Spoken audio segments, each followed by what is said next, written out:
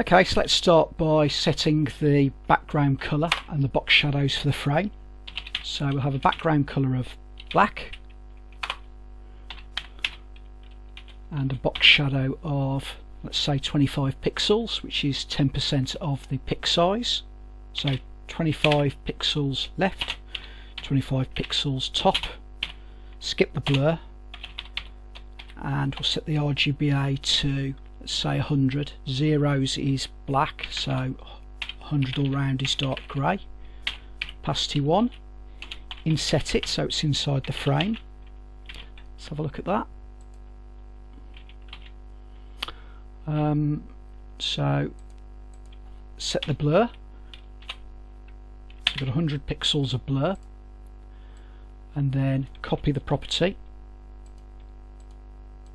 and have another set of shadows on the right and underneath. So we put in a negative there. Let's save that and have a look. There we go. So we've got our shadow sizes hard coded, but we've got a variable for pic size. So if we change the size of the frame, we need to make sure that we change the size of the shadows as well. So let's use the variable. So what we need is calc. It's 10%, so 0.1 times the variable, pic size, and then we'll replace the two values with that.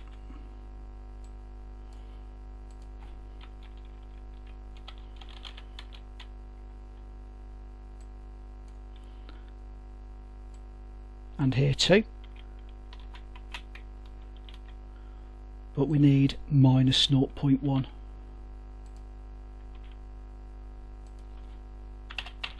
Okay, so let's check that. There we go. And that's our shading for the frame done. Okay, coming on to our shadow for side 1. We're going to put some shadows for the side being at rest. So side 1. No shadow when it's at rest, so box shadow 0, 0. We'll retain our blur though and put in our black colour, but make it transparent, and then inset it because it's inside the frame. And then coming down to our animation, which is radio 2 being checked, we want our box shadow to extend halfway across. So if we put in the full pic size, by the time the animation's half complete, you'll have it extending halfway across. After that, you'll be seeing side 2. So we use the variable pic size,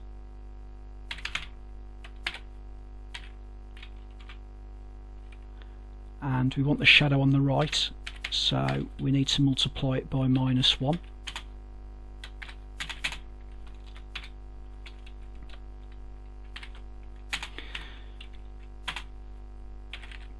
Put in our blur, and then here's our black colour, but with full opacity, and then we inset it. Let's have a look at that. Okay, so you can see our shadow growing as it rotates. What we'll do as well is put some light on the left side so it looks brighter, and for that we'll use a white shadow. So coming back up to side 1, let's copy this property,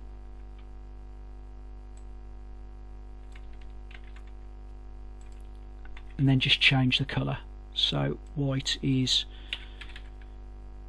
255.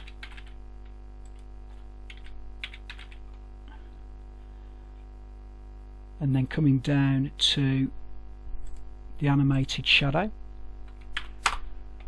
we'll copy the property again,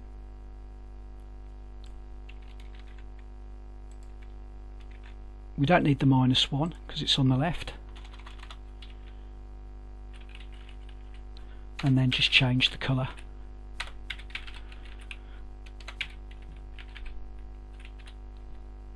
Okay, let's check that.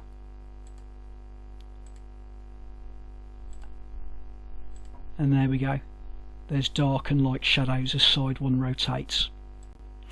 Moving on to our shadows for side 2, it's at rest when it's 0 degrees. So this is actually when radio 2 is checked.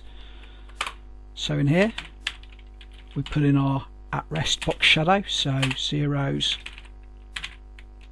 100 blur, and then our transparent black. Inset, and then as side 2 rotates, we're going to want that shadow to extend.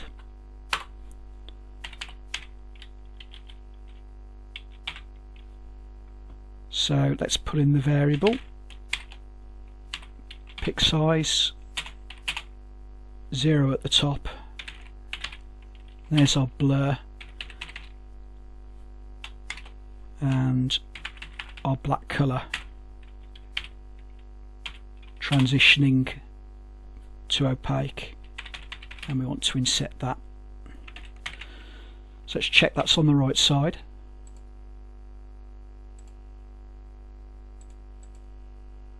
Okay, that looks fine. So we'll do the same with the white shadow. Copy the property and just change the colour.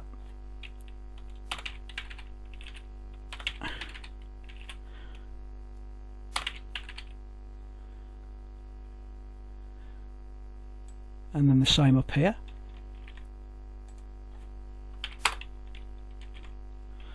But we're going to need to change sides for the white shadow, so we multiply it by -1,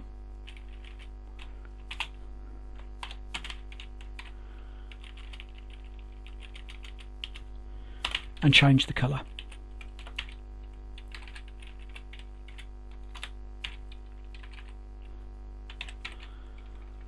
Let's check that.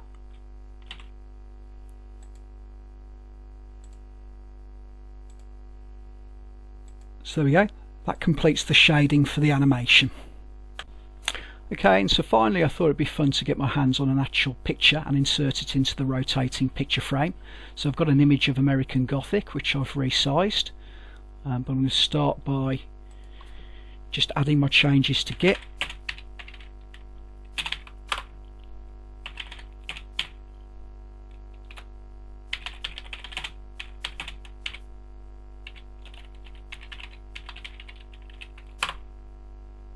And just a tag as well.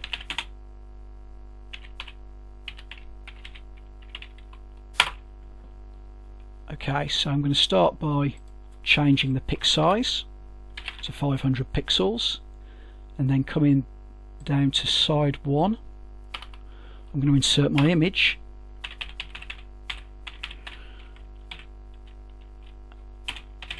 and putting in my source,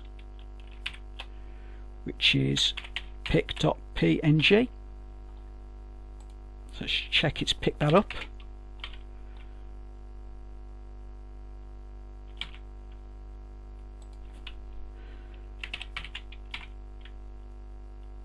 There we go. And I'll put some lorem ipsum in for side 2. So lorem times 8.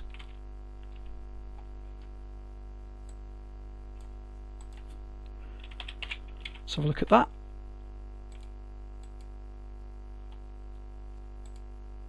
Okay, and you can see what's happened is I've lost the shading on side 1 because I've got this image over the top of it. So what I'll do is I'll create a pseudo element for side 1 and I'll apply the shading to the pseudo element. So coming back into our styling, first of all let's lose the border for side 1.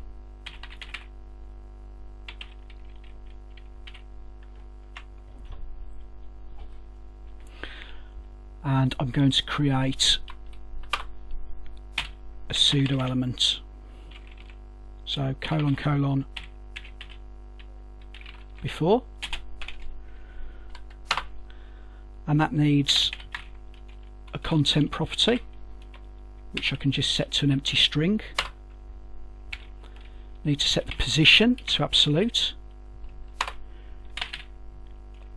Shift it up to the top.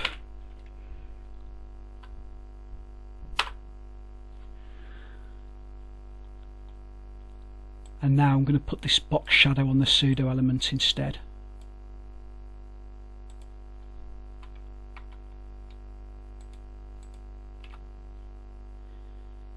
Down here I'll set my size for the pseudo element.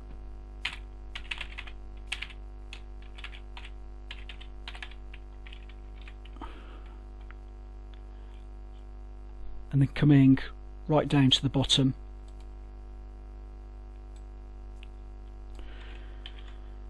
I want to put a transition on the pseudo element.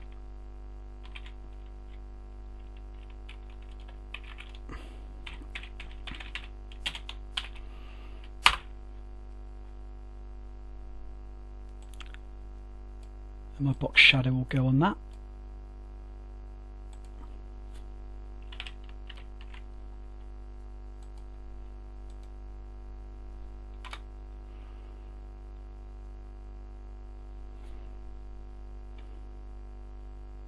That should be side one before.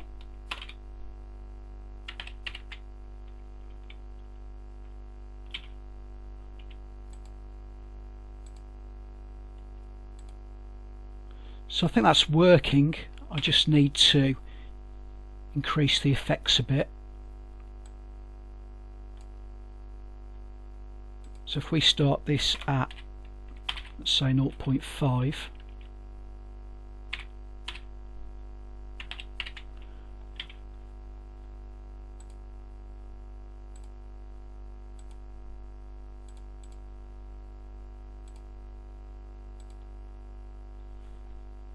there we go. I think you can just see the shade starting to appear on the picture now. So that's it for the moving picture frame demo. If you like this video, subscribe, like, and most importantly visit the site electiongeek.co.uk. Thank you, bye.